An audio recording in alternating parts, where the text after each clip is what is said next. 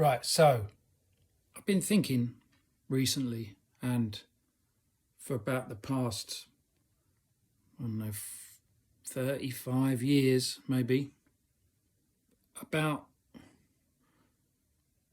the way that jazz is kind of explained to people, or not so much explained as represented. The best way to explain what I'm thinking is this idea about continuity and telling a story. Now, that's kind of, this can be edited. I'm faffing. I haven't got a script, you may have noticed. Imagine telling this story like this, right? It's the beginning of a fairy story. Once upon a time, there were 3 bears. Once upon a time, there were 3 bears. I'm not, who's a good storyteller? It's a continuity, it's a line going this way, right? A jazz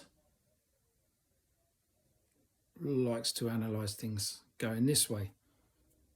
And a lot of the time it works, and it has its reasons for existing like that. And it's kind of like reading a dictionary in order to be able to tell a nursery rhyme, but the nursery rhymes in jazz can get a little complicated. But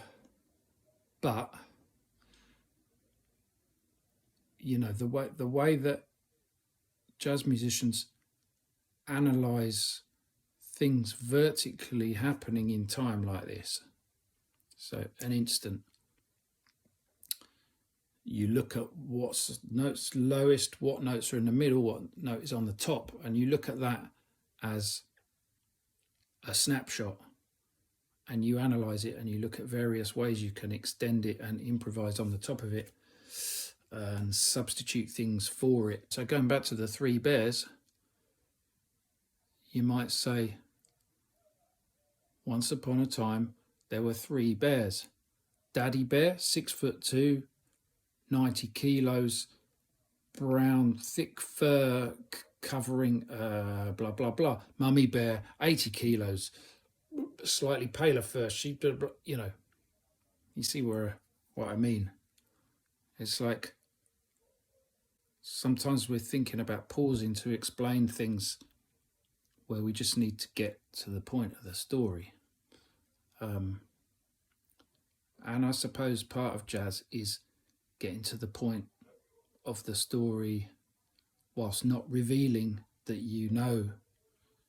that Daddy Bear is 90 kilos and Mummy Bear is 80 kilos. And I can't even measure weight in kilos, and I just think of stones.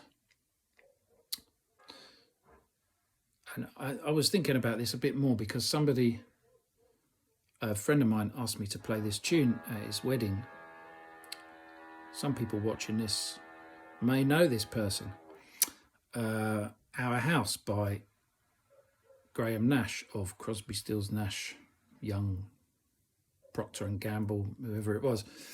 I was thinking a lot about this tune, and he is also a pianist, and he was been thinking about this tune as well, I think. And the interesting thing about it is how it sidesteps kind of conventional complexity, but it is complicated. That kind of area of music interests me because it becomes, something that you can make complicated or simple within a very relatively short space of time when you're playing.